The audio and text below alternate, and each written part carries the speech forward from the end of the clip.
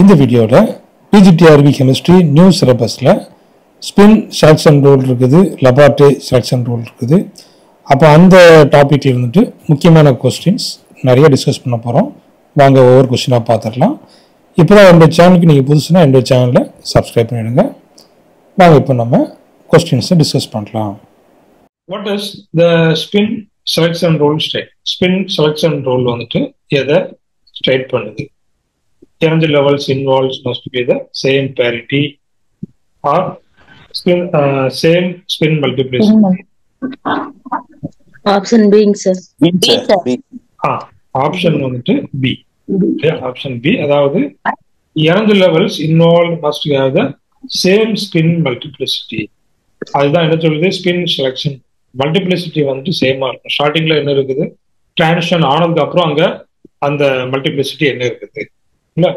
அப்போ spin selection allows transition between energy levels only if they have the same spin multiplicity. And why is the transition 3T1G to 3T2G வந்துட்டு allowed? எதுக்கு allowed? Option C, sir. It satisfies the spin selection rule. It satisfies.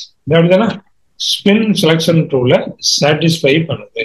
அதாவது இந்த ஸ்பின்னுடைய அந்த state வந்து சேமா, multiplicity வந்து ஸ்டார்டிங்ல வந்து டிரான்சிஷன் ஆனதுக்கு அப்புறமா அங்க சேமா இருக்கு. அப்போ இது ஸ்பின் செலக்ஷன் ரூலை ஒபே பண்ணுது. So option C, both levels have the same spin multiplicity, making the transition spin allowed. So what does 3T1G to 1T2G represent? Spin forbidden. Forbidden transition. இது வந்துட்டு ஸ்பின் forbidden transition. இதுதானே? அப்ப 3 to 1 இங்க வந்து multiplicity 3, இங்க வந்து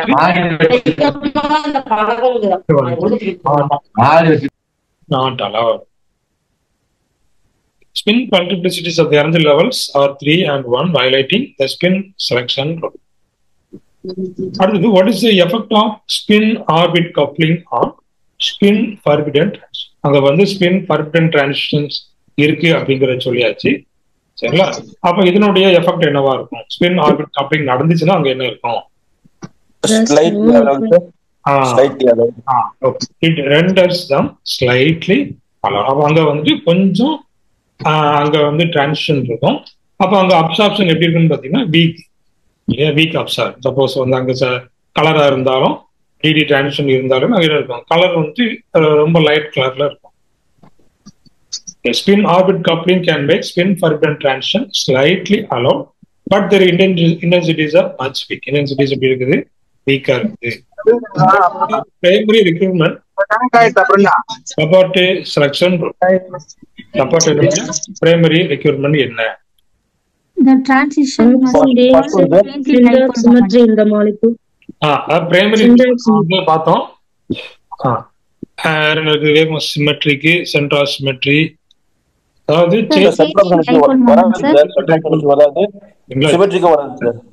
dipole மூவ்மெண்ட்ங்கிறது பாருங்க. The Laporte rule states that transition movement integral must be non-zero. அங்க டிரான்சிஷன் நடக்கும்போது அங்க டைபோல் மூவ்மெண்ட்ல வந்து நான் ஜீரோவா இருக்கும்.